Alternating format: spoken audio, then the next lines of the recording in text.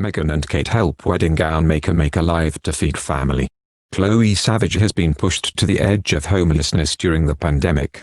Chloe Savage's expert embroidery helped create the iconic royal wedding dresses of both Kate Middleton and Meghan, due to the economic downturn caused by the pandemic. However, she is now struggling to feed her children and is facing the very real possibility of homelessness. "It's been horrific," Chloe, 43, tells from her home in Warmley Village on the outskirts of Bristol, England. "We've had all our work literally dry up. My 14-year-old daughter is skipping meals to save on the food budget," she adds. "The stress is getting to her and she is self-harming too.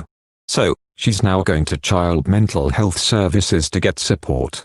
This is a very long way from Chloe's role in the royal wedding celebrations of 2011 and 2018, where she helped create Kate and Meghan's gowns at the Royal School of Needlework in Hampton Court Palace.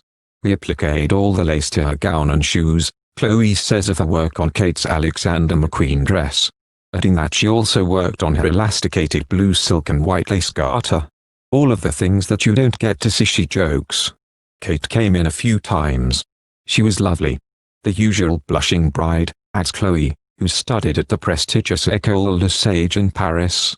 "She was excited about the dress, nervous about the day, questioning what we were doing, all that sort of stuff." The Duchess of Cambridge also widely opted to leave the meticulous handwork to Chloe and the rest of the professionals. "She didn't pick up a needle herself," says Chloe. "She didn't trust herself not to bleed on the work." While Chloe was out of the office when Meghan dropped in to view her Givenchy dress ahead of her 2018 wedding to Prince Harry.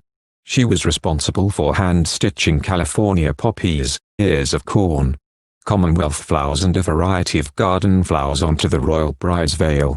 "It gave you snow blindness after an hour or so because you were constantly working white on white," says Chloe about the painstaking process of embroidering white thread onto white silk tulle. "You start to go a little bit cross-eyed after a while." Away from royal wedding gowns, Chloe has worked extensively for theatre, TV, and couture houses including Balenciaga and Victoria Beckham.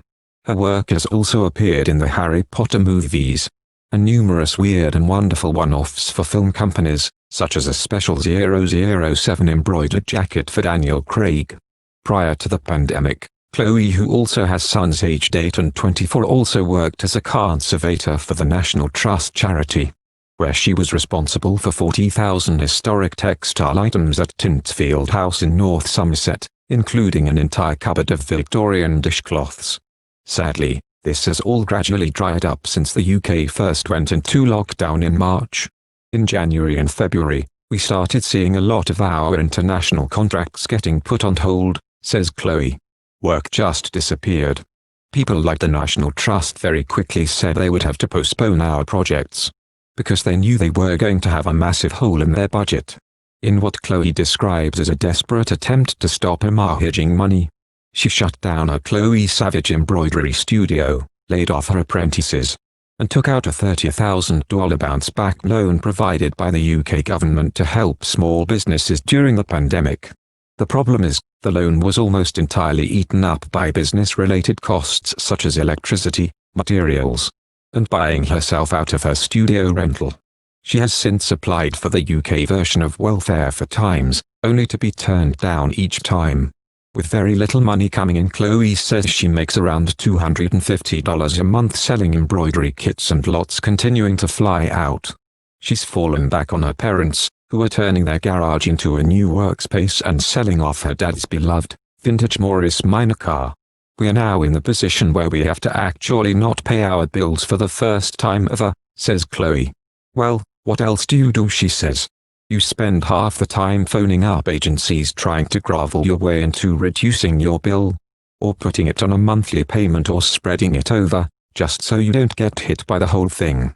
We might make it through to the new year, but we'll then have to sit down and try and grovel with our landlord and go into rent arrears until he decides to start removal procedures. It's really an attractive prospect," she adds sarcastically. For the moment, Chloe is focusing on refurbishing her mom's garage and hoping to God that ongoing negotiations to provide some costumes for a new HBO project come to fruition in 2021. It might just keep us vaguely floating as long as nothing goes wrong, she says. Despite being about as far removed from regal life as it's possible to imagine.